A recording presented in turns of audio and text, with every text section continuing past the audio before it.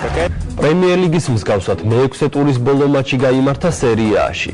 არტემიო ფრანკიზე ფიორენტინამ პარმას უმასპინძლა და ფრედ 2-2 ითამაშა.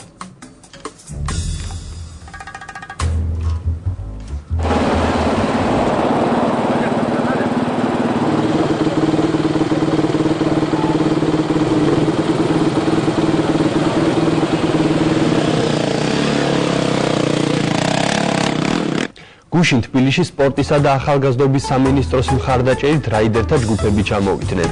2 ოქტომბერს ექსტრემალური სპორტის მოყვარულთათვის დინამო არენაზე მოტომანია გაიმართება. ეს იქნება როგორც სპორტული, ასევე გასართობი მოტოშოუ, რომელშიც მონაწილეობას მსოფლიოში ცნობილი სტენტრაიდერები და მოტოფრისტაილის ვარსკვლავები მიიღებენ.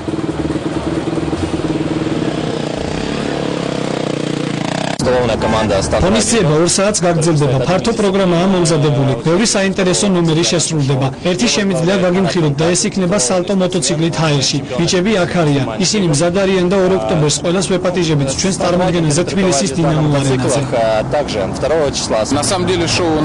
ეს თუთია ჩამოფრინდით და ვემზადებით პრეზენტაციისთვის. თვითონ წარმოდგენა 2 ოქტომბერს იქნება. 2 ოქტომბერს ვინც დინამო არენაზე მოვა, ნახავს მოტოციკლით სხვადასხვა საინტერესო ტრიუკებს.